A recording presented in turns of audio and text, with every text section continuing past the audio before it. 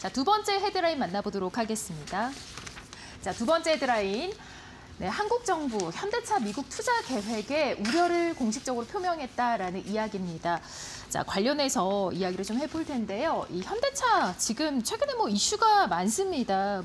국정감사에서 이렇게 현대차의 대미 투자 행보를 두고서 좀 논란을 보인 그런 모습이 나타나는데요. 이에 이 정부는 현대차 미국 투자가 이 국내 일자리 영향에 우려가 있다라고 얘기를 했고, 트럼프 정부가 대규모 현금 투자를 압박하면서 현대차는 해외와 또 국내 투자 병행을 할 것이다라고 이 논란에 대해서 좀 진화를 하고 나섰습니다. 국정감사에서 김종원 의원이 이 현대차의 이기적인 행태에 대해서 좀 질타를 했다고요? 예, 네. 맞습니다. 이게 핵심은 무엇이냐면 우리가 다 아시는 대로 이제 트럼프 대통령이 작년 11월에 이제 당선된 직후부터, 물론 그 전부터 나는 관세가 되게 아름다운 단어다라고 하면서 이제 실제로 관세를 현실화했습니다. 현실화하다 보니까 우리나라에서 가장 관세 때문에 타격을 받는 업종은 이제 자동차 업종입니다. 세계 완성차 3위 기업인 현대차 입장에서는 토요타보다도 혼다보다도 관세가 이제 저렴한 것이 가격 경쟁력 중에 하나였는데, 가격 경쟁력이 없어졌고, 심지어 지금까지 나온 최종적인 관세적인 결과로는 오히려 토요타, 혼다보다도 더 많은 관세를 물어야 되는 현실입니다. 그러다 보니까 정의선 회장은 아마 좀 안타깝고 이제 다급했겠죠. 그래서 사실은 관세를 갖다가 표면화가 되기 전부터 현대차는 수십억 달러, 수백억 달러의 투자를 갖다 하겠다고 발표를 했습니다. 발표를 했는데도 불구하고 관세가 그대로 때려지니까, 아니 그럼 왜 투자를 했느냐, 이런 얘기가 당연히 나오는 것인데, 오늘 나오는 맥락은 무엇이냐면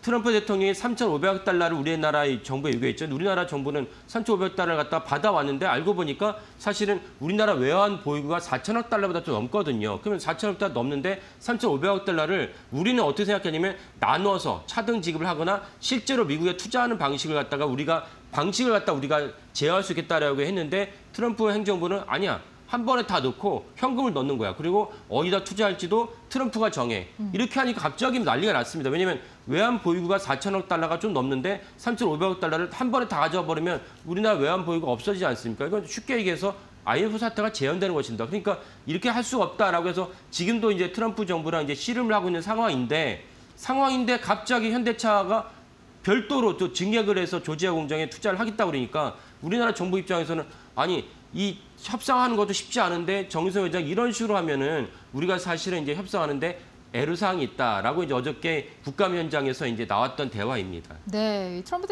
대통령이 우리가 일본처럼 전액 현금을 투자하고 또 여기에 대해서 미국이 지정하는 곳에 좀 투자를 해야 된다. 이거는 굉장히 고집스러운 그런 입장이 아닐까 싶습니다. 예.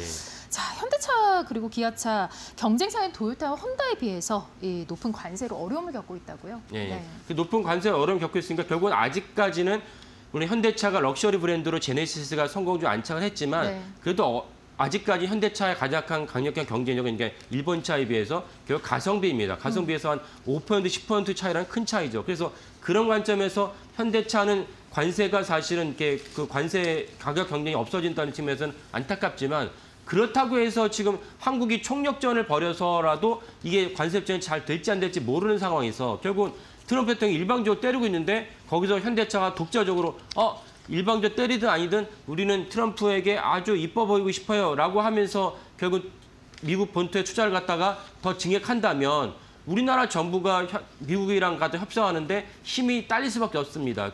그런 맥락을 갖다가 어제 김종민 의원이 무소속인데 지목을 한 것이고, 이 때문에 이제 김정관 산자부 장관 역시 우리가 이런 협상하는데 애로사항이 있고 미국에다가 우리가 안 좋은 시그널을 줄 수 있다. 안 좋은 시그널이라고 한다는 것은 이렇게 때려도 한국은 괜찮다 보다라는 어떤 시그널을 줄 수 있다. 이런 맥락에서 어저께 국감에서 이제 그 대화가 오고 갔고 질타를 받았습니다. 네, 정부뿐만이 아니라 국민들도 이러한 현대차의 행동에 대해서 좀 의문이나 불만을 가지시는 분들도 계실 것 같습니다. 이 정확한 속내가 알려져야 되는데 결국은 이제 정의선 회장이 증인으로 나올지가 미지수죠. 예. 네. 그러니까 우리나라는 사실은 민주주의 국가이기 때문에 어떻게 보면 개별 민간 기업이 미국에 투자할지 말지는 민간 기업이 알아서 결정한다 볼 수도 있지만, 한편 우리가 국가란 전체 공동체라는 관점에서 우리가 재벌들에게 요구하는 것 중에 하나가 뭐냐면, 너네들도 우리나라 국민 중에 한 명이니까 병역의 의무를 이수해라.